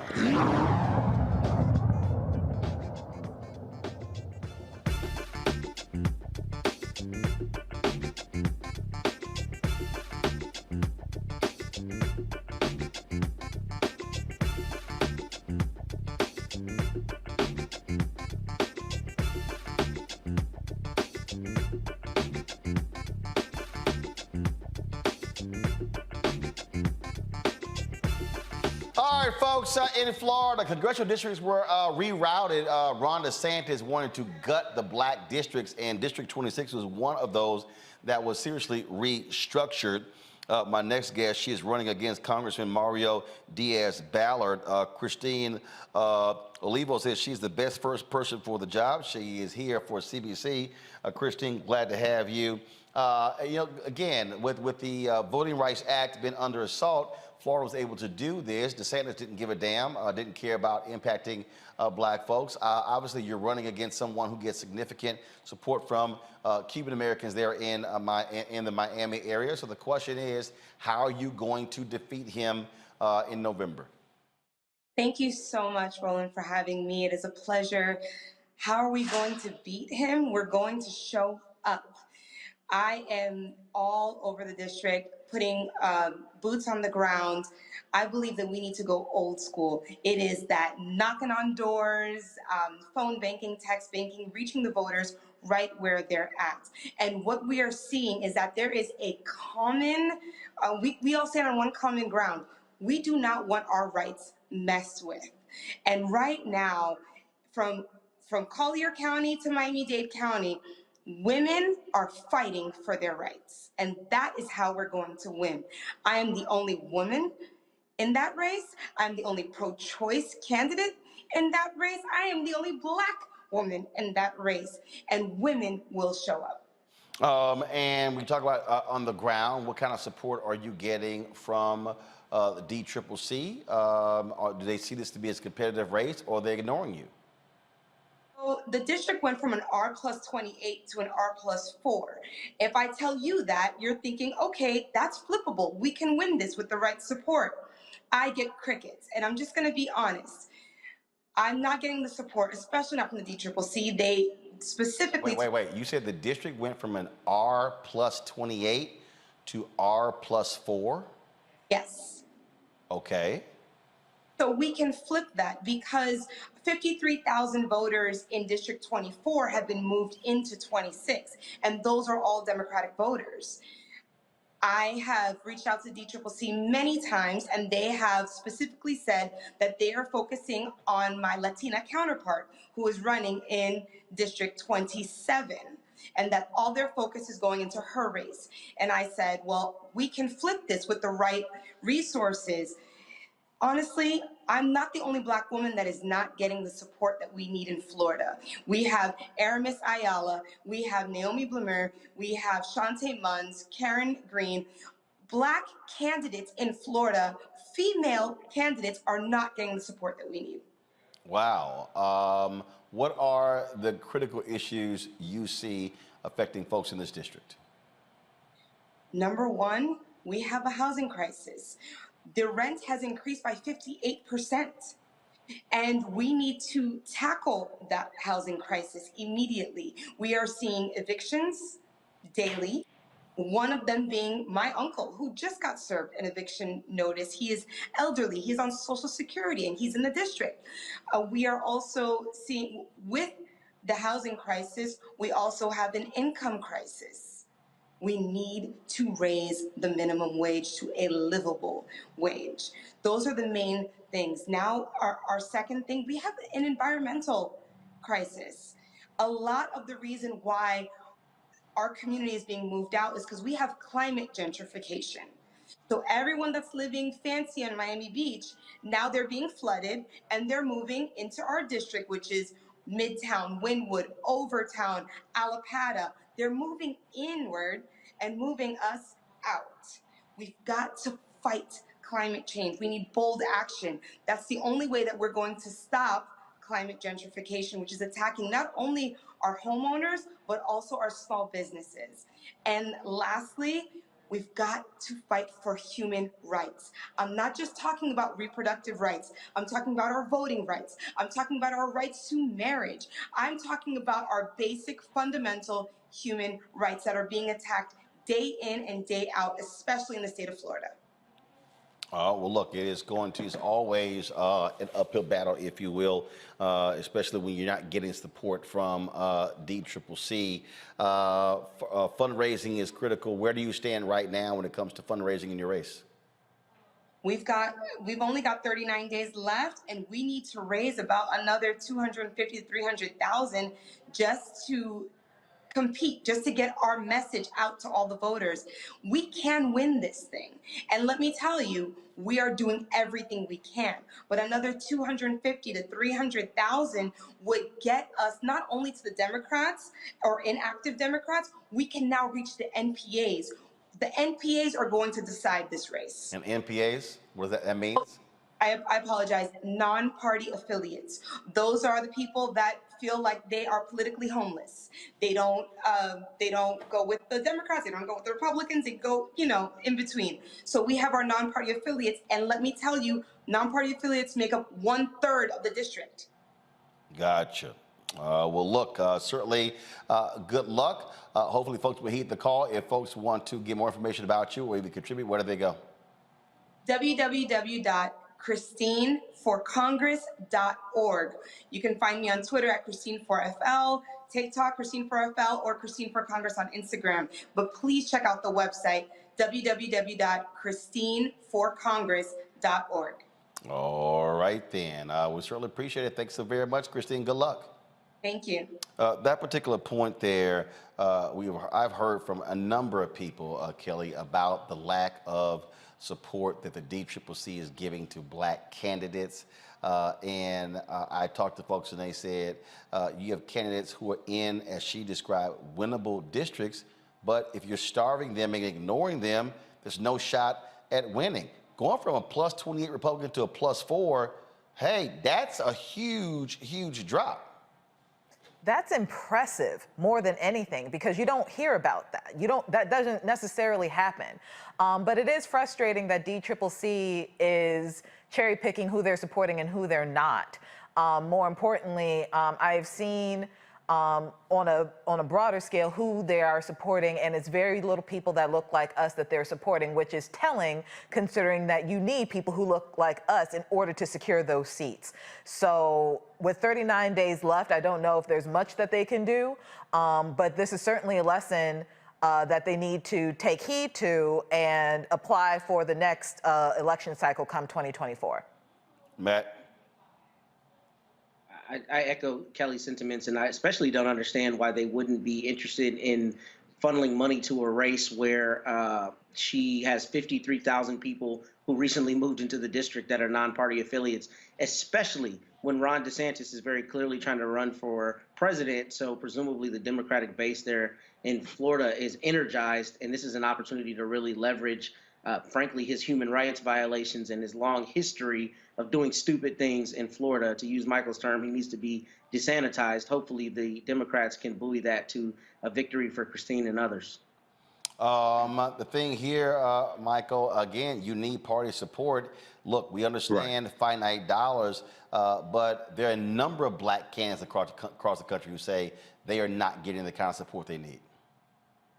Yeah, I think that message needs to be really highlighted, and pressure needs to be put on the DCCC and get some explanation on why aren't you supporting these African American candidates.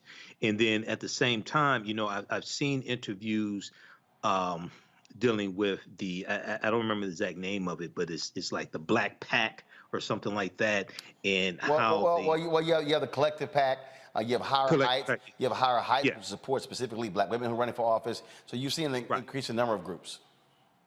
Right, exactly. So I've seen different interviews with different groups like that also. So at the same time that we put pressure on the DCCC, we also have to support groups like that funnel money to African American candidates as well. We need both of them, but the DCCC needs to be called out on this. And hopefully, I know you all are discussing this at the Congressional Black Caucus Legislative Weekend as well. So I look forward to some of those conversations next week when you air some of those interviews that you're doing, Roland. All right, hold tight for 1 second. We got to come back. We're going to have our Education Matters segment.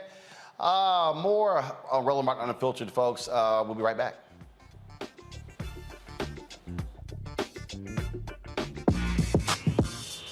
When we invest in ourselves, our glow, our vision, our vibe, we all shine. Together, we are Black Beyond Men. We're all impacted by the culture, whether we know it or not. From politics to music and entertainment, it's a huge part of our lives, and we're going to talk about it every day right here on The Culture with me, Faraji Muhammad, only on the Black Star Network.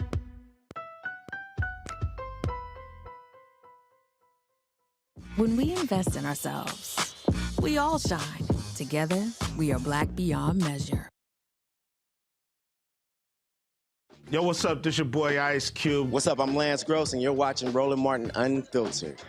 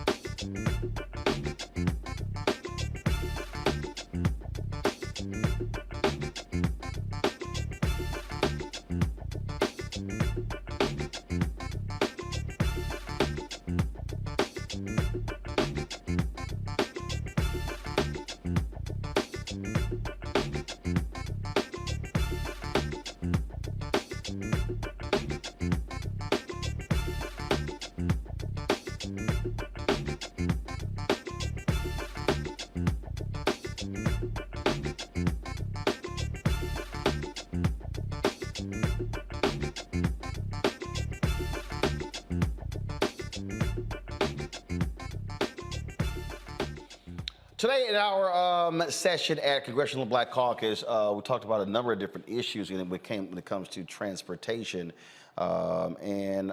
This actually was a question that dealt with the issue of the dearth of black airline pilots. Check this out. Director of Pilot Outreach. I control all of pilot hiring at Delta Airlines. Less than 2% of the industry are black pilots. In the next 10 years, I will hire 8,000 pilots. We have created a diversity pipeline with Hampton University. We're in the process of creating a diversity pipeline with Elizabeth City State. And next month, we're doing a visit to Delaware State University to increase our pilot pipeline for African Americans. What we do is try to decrease the two largest barriers to entry, exposure and finance. I'm asking you today to help us because airlines cannot do it all ourselves. Can we please get some funding for our HBCU programs who are creating pilots for the next generation? You ought to call Florida Memorial because they're actually creating a Black Pilot Initiative as we speak. Because Barrington was one of the first graduates in that area. Okay? All right. Who wants to, yep. Come on, Mr. FAA. All right. Eric, thank you. And I'm glad that you raised that issue in terms of the larger workforce issue. And I will say that I was down at Delta Airlines this week, and we spoke quite extensively about the challenge as we're going forward. We're looking forward to working not only with Delta and the larger carriers to have them come up with a commitment to deal with the whole issue of pilot shortage, but making sure that minorities get into the workforce to become pilots, technicians, and others who are in the aviation industry. Aviation industry jobs pay very, very well, and I want to make sure that as I'm going forward to work to increase what we already have a budget for, roughly about $10 million, to deal with the whole issue of developing a stronger pipeline to get young minority students into the aviation industry. And the other thing is we want to see many, many more women come into our industry as we go forward. So look out for us. I'm going to be... All right, folks. Perfect timing for our conversation today. Trust me, that was not planned. Joining me right now is Cherie Gilbert, Director of Communications and Marketing at the Florida Memorial University, and Dr. Jorge Guerra, the university's Aviation Program Director. Glad to have both of y'all here. That brother right there, again, responsible for hiring all pilots for Delta Airlines. And so the program that you're starting, I mentioned the young brother, the Barrington. I gave the first commencement address I gave was actually at Florida Memorial. It was in the graduating class. And he talked about how he became a pilot because he said he was working in the mall and this guy came in dressed clean in the suit. And he was like, man, what do you do? And he told him, he said, how much you make? And he told him that. He was like, damn, I'm going to be a pilot. But the reality is you've got to be able to have a feeder program. So talk about what you're starting at Florida Memorial.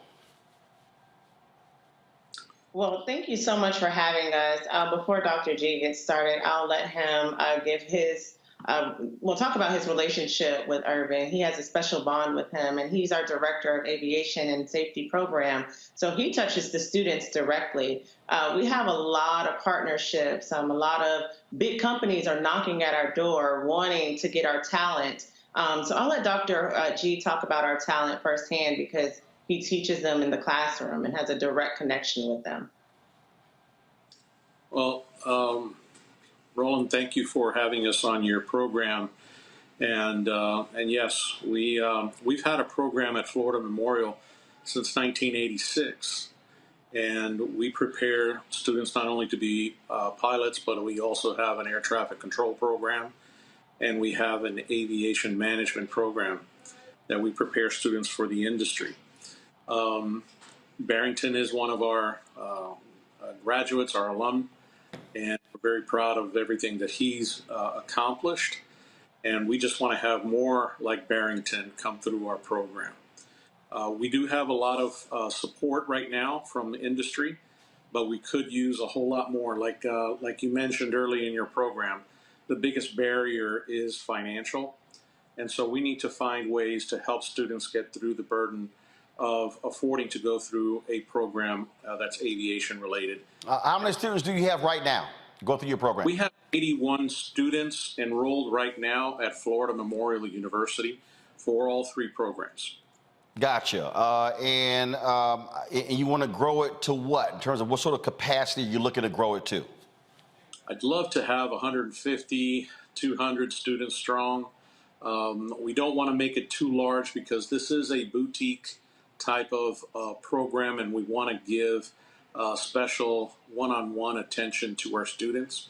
But we could prepare a lot more students of color, women. We have a lot of females in our program, so we certainly could use more capacity for this program. And so in terms of needs, what do you need?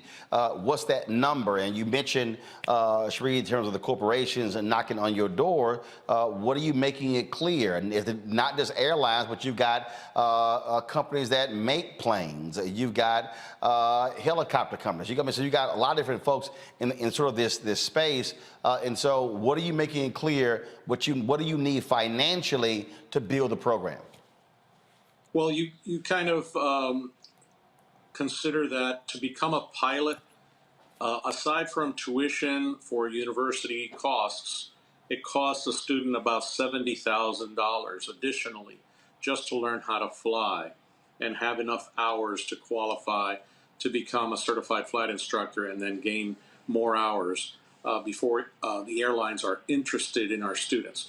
So if we could bridge that gap where we can get $70,000 to each of our students that want to be pilots, that's where the dollars are. Sheree? Yes, well, I'll add to that. We just recently saw an uptick in our enrollment. Just to give you an idea, our freshman class is the largest that we've seen in 15 years. So definitely kudos to our enrollment management staff and our programs that are enticing these students, like our aviation and safety program, to attend Florida Memorial University. Some of those partnerships, we are embargoed, so we can't go into detail about them, but we will be making a big announcement in a couple months with one of these partnering agencies. And Dr. G has worked very hard to bring those type of agencies to our university so that we can entice students to come to Florida Memorial University and take part in our aviation program. Since its inception in our aviation program, we've graduated about 500 students, And about 85% of those students are working in the industry right now. Okay, questions for my panel. Let's see, Matt, you first. Sure. I just learned the other day, trade airspeed for altitude, right, is what pilots learned. So this is a really, really interesting program. I guess the question I have for you is twofold. First, for those who want to be pilots, do you particularly cull from all the students at Florida Memorial, students of all majors, or do they apply for the aviation degree in particular? And to that end, is there any kind of reciprocity for students at other HBCUs that might be interested in visiting or basically doing a domestic study abroad at Florida Memorial for the aviation program? Are there any kind of reciprocity programs? So we don't have reciprocity programs with other universities. There are a number of other HBCUs that have aviation programs. We do draw from all over the country, and we draw a lot of students from the Caribbean since we're located in Miami. But we have students from all over the country, but mainly they're Florida students. Kelly. Sure. So for students who are interested in becoming a pilot, obviously you need take courses as a student of the university. Are there courses that are best suited for those who are interested in pursuing this career, or is it something that once you are in this program, you are pretty much kind of enveloped in whatever you need to pursue this career? So the program is designed to prepare people to be pilots, right? So from the very first semester, students are taking their general education courses like any other university. But right off the bat, we put the aviation students in private pilot ground. And this is a course that teaches them on the ground before they get into an airplane all the different aspects of becoming a pilot, a private pilot. And so our students from the very first semester are encouraged to take that course. They're also encouraged to take Introduction to Aerodynamics and History of Aviation. So right from the very first semester, our students are already engaged in this industry. Michael. Hey, this is a great program, and I was going to ask for high school students, because I was in a pre-engineering program in middle school. For high school students, what are some courses that you recommend high school students to take who say, hey, I want to be a pilot, I want to attend Florida Memorial University? Right. So what I would recommend is for those students, if they can go to a magnet school, there's several magnet schools here locally in Miami and in Broward County that have aviation as a theme. If a student's interested, they can go to these schools and they can take dual enrollment courses, Introduction to Aerodynamics, the Private Pilot Ground School. All those courses are available to high school students. All right, thank you. Yeah. All right. Anything else that you want to share with our audience? I would like to add, Dr. G, that we didn't mention that the Opa-locka Airport is right next to our campus. So students are really getting a hands-on experience, and they go over and they're able to fly planes and work directly with the individuals who are staffed and employed at the Opa-locka Airport, which is right across from our campus. Yeah, we have a great partnership with the Opa-locka Airport. They do hire a lot of our students, particularly our aviation management students. There's 3 fixed-based operators at Opa-locka, and all of them are partnered with us, and they all come to us on a regular basis, providing internships and full-time employment to our students and our graduates. So we have a great opportunity there for our students to get into the industry. All right, then. Well, look, we certainly appreciate both of you joining the show. And if folks want to get more information on the aviation program at Florida Memorial, where did they go? FMUNIV.edu. We have a new revamped site, so it's user-friendly. Slow that down. Give it again. Sure, FMUNIV.edu. All right, then. We appreciate it. Thanks so much. Thank you for having us. All right. Folks, a few moments ago, I got a text message that a conservative radio talk show host who also has a show on Fox News, Mark Levin, I'm quite sure how to pronounce his name. So apparently he's on his radio show and he's been ranting and raving like a lunatic for the last couple of hours with the panel that we did today at the Congressional Black Caucus that I moderated and Maya Wiley was on. So apparently Mark has been blasting Maya and been blasting me. And so then I just got this text here, which I'm really laughing about. He says, yeah, you would never invite him to your program. He was screaming and saying, yeah, Roland Martin is a member of the Democratic Party and a leftist. He won't invite me. Come right here. Mark, let me go ahead and put, because you probably call Harry Belafonte a socialist. Mark Levin, you actually think I'm scared to debate you? So Mark Levin, take this as your official invite to come on Roland Martin Unfiltered. Take your pick, Mark. You want 30 minutes? You want an hour? Or you want 2 hours? Matter of fact, Mark, I own it. We can go 3 hours. Any day, anytime. Now, Mark, invite me on your show, your radio show, or your Fox News show. That's the invite. See, Mark, if you sometimes ask for an ass whipping, you'll receive it. So let's see now, Mark, whether you got the guts to say yes. And Mark, I don't need backup. Won't be anybody else. You and me. And Mark, you want to do it in person? We'll do it in person. Because I own the damn cameras. So you let me know when you want to have this conversation, Mark Levin. Your move.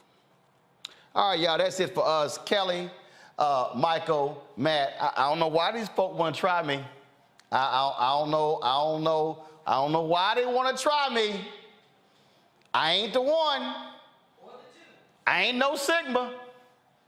I'm not an Omega. I ain't no Kappa or an Iota. Here we go. They don't want no part of this alpha man. None.